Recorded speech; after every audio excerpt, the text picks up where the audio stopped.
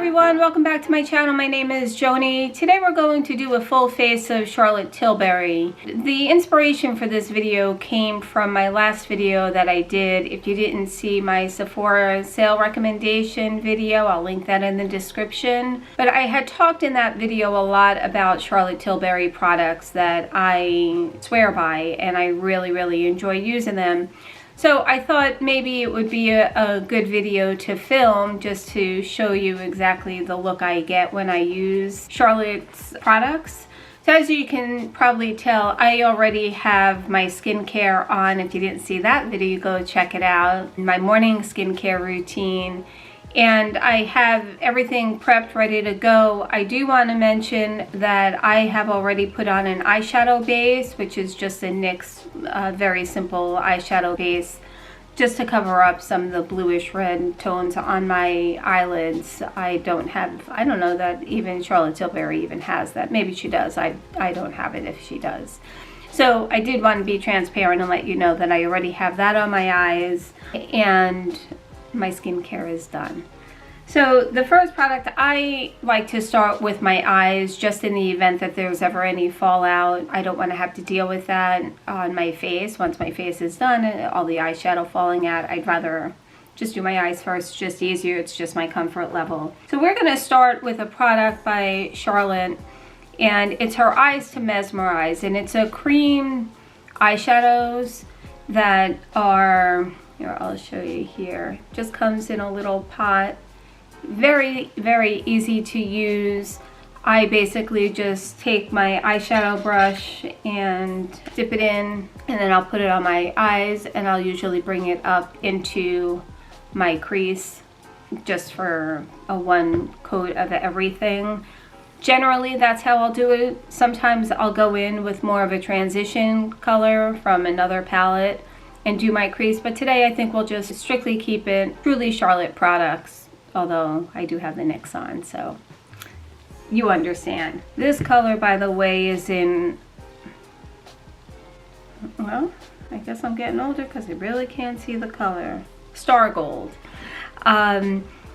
The most popular one that she has, I think they changed the name, and it was Marie Antoinette. That's like a really pretty, like champagne-ish color, which I had wanted, but they were generally always sold out of it, and I don't even know if that's the correct name, so I apologize. I feel like they may have renamed that, but it's a really pretty color. This one is a little bit more like a darker bronzy. I think you can capture that. You see?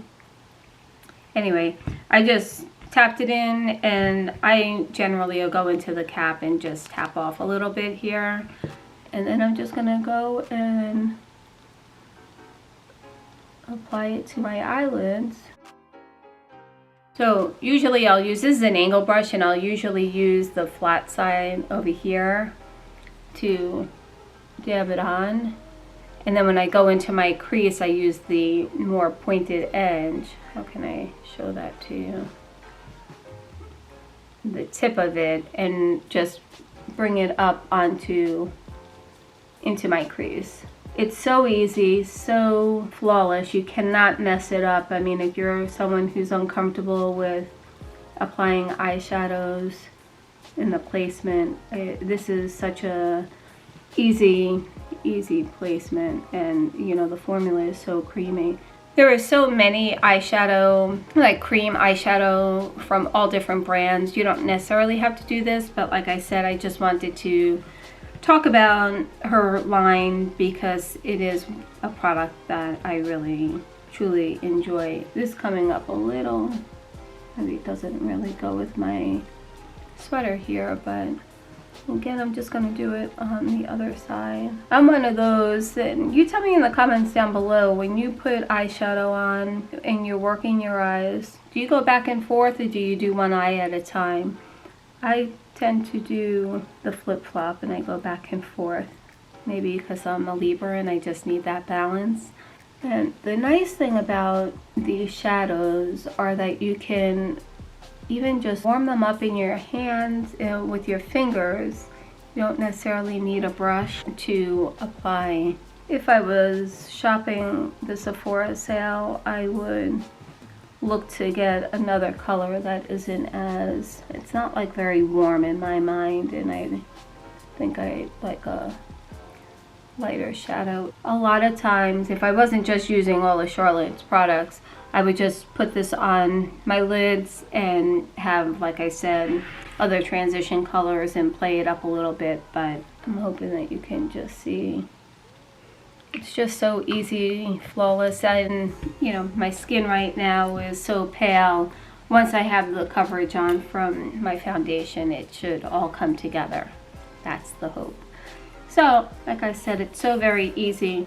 The one thing that I probably will do, I just have this Maybelline Blush Nudes, which is such a pretty palette. You can see all these beautiful colors, and I'm gonna I'll go in with this light shade up here and just highlight my eye right under my eyebrows with that. So I think I'll go ahead and do that, see if this will soften it a little bit. Just tapped it in there, and it'll give a little bit of highlight to the under eye and hopefully diffuse some of the color here. I don't know if you can see the difference, but I can. It makes me feel better. So it should be the only two products outside of the eyeshadow base, but everything else should all be, as I look around, everything else is Charlotte. Okay, so next we're gonna go in with the Light Wonder Youth Boosting Perfect Skin Foundation. I feel like I may have shown this before, talked about it. Well, here's what the bottle says. For a daily luminous tint, blend a small amount onto your skin from the nose outward. And then for a more flawless glowing finish, pat on top areas where extra coverage is needed using a brush. I have to say that I put this all over my face. Just like you know, any other foundation, I find that it really works well as a full face foundation. So I take my IT Cosmetics Heavenly Luxe number 7, the dual ended. It's a very light coverage. It's sheer in a lot of ways where your natural skin will be peeking through, which this time of year is something that, for me, I don't want that heavy full coverage. Sometimes there's a need for it, but on a day like today, it's so gloomy out. It's Monday, you know, those rainy days on Mondays, you know what they do to you. But I just wanted a little coverage. The nose is always the problem for me. Just never. I mean, not that it never gets coverage, I just need to work on it a lot in order to get that redness out. And this, I should tell you, is in 4 Fair. I would probably go up, once I'm tan, I will probably go up maybe 4.5, which is like the medium. So the one thing I do want to say is that there's probably some editing that you don't see, but I blend constantly. Blending is so important for that flawless look. So just when you see that the makeup is all blended into your skin, go over it again and go over it again. That's what my technique is, because you can never blend too much. I've had this brush for so many years and it's just starting to shed, which makes me so upset because it's such a great brush. I mean, I have so many brushes that if I had to get rid of this, it would be okay, but I just love it so much. Nose, I don't have any concealer, so I'm just going to have to leave it alone. Do you see how it just has just enough to cover, minus this, but that's any foundation is always going to need a little bit more work on there. Usually I'll take some concealer and I'll play around and then I'll powder my face, but look at that. It's just so pretty. Really such a great product. So the next product that I was going to talk about was the contour wand, but then I looked over and I completely forgot that I wanted to apply her Hollywood Flawless Filter. And this is, it's a highlighter You can use it in so many ways. You can use it alone with no foundation. You can put it under your foundation. You can put it on top of your foundation. It just gives an even more glow. I would typically put it underneath here or run it along here before I put my foundation on, and then foundation, do everything else. And then once everything is done, I go back in it and I'll put it on. So that's how I'll use it at the end. But I did want to mention it just because I would normally have put that on before the foundation. Let's go in with the contour wand, and I have it in fair medium, which I really think is almost positive it only comes in 2 shades, like the fair or like the fair medium, and then maybe just dark. So I'm going to take it down here, and I know it looks really dark, but trust me, it blends out so easy, so beautifully. And then trying to, you know, you can't forget to try and contour that angled face that we all want, right? That's what I have, and I might just dab some on my nose. This is another IT Cosmetics brush. This is their airbrush foundation, but I'll use this for my contours, and being that this formula is so creamy and just so easy to work with, you don't really need to work so hard on it. So any type of fluffier brush will work very easy. See how it warms up the skin and just kind of frames your face, which is what contouring is all about. And then can't forget the nose, right? Who was going to comment, Joni, contour that nose? I will forget. Well, I do see some warmth coming into my skin, so happy about that. And again, just when you think you're done blending, go again. Okay, so next we're going to go in with the Charlotte Tilbury, obviously. And this is her Cheek to Chic blush. I have it in the shade Ecstasy. And here's what it looks like. You have the outside ring to a little bit of a lighter pink tone, and then you have the pop of pink. And the directions are that you're supposed to swirl on the outside, put it on here, and then tap in the center and put it on the apples of your cheek. You guys probably know by now I don't blush my apples, because as you age with more mature skin, here's your apples and you're smiling and then it falls. That was horrible, but you get the picture. So I'm going to take another IT Cosmetics brush, and this is just a multi-purpose brush. I'm going to swirl around on the edge, and then what I'll do is I'll just tap in there and work it up, because you know you want that lift. So now, come on, does that not look pretty? And do the same thing for the other side, and tap in the center. It may look a little darker on camera. I don't know exactly how you're seeing it, but here in the natural light and in my mirror, it's not that bright or that dark. If I felt that it was, I would just take a wet beauty blender and just fix those. So, can you see? Just blends so nice. It's just such a nice feel. It's very easy to work with. They do have a their Blushgasms, I think that's what they're called, in like this type of container that you swipe on. I haven't tried it, but I know that there's a lot of talk around that people really love. So going to use this, which is her Beauty Wand Easy Highlighter. Same type of packaging, twist cap. A lot of people forget that it twists here, so you got to be careful once you're done with it to make sure that you actually close it, because just putting the cap on without closing it, you'll run into problems. So now I'm just going to highlight.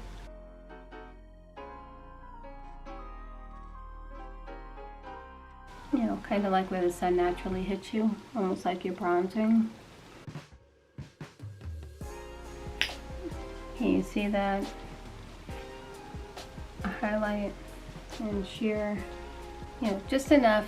It's not, you know, not coming at you like a disco ball, but it gives a nice highlight.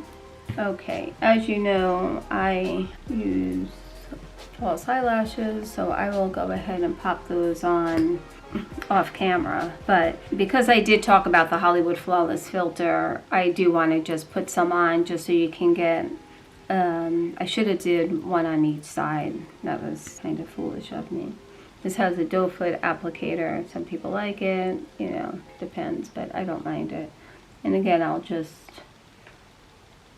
run it right above my blush. There's really no right or wrong way to apply it, although you want to be careful that you don't start looking like a clown. So I guess it can be a right or wrong. Okay, so we're back. I put my lashes on and I did my eyebrows off camera because I'm not very good at doing my eyebrows. I don't really have a lot of eyebrow hair, so I just do the bare minimum. Trying to get better with it, but. So lastly, two things.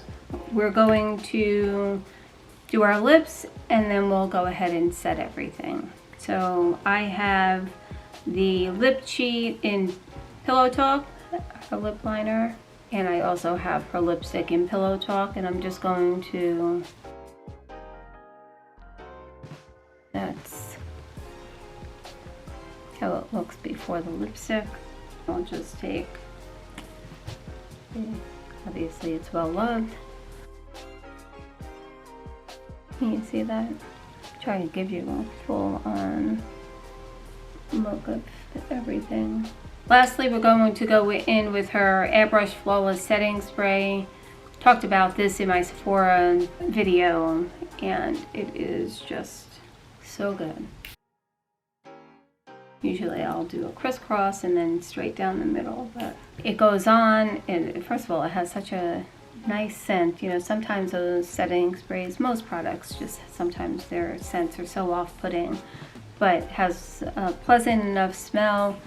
And unlike the Urban Decay All Nighter, which is such a mattifying, such a heavier setting spray and very mattifying, which that's not what I'm looking for right now.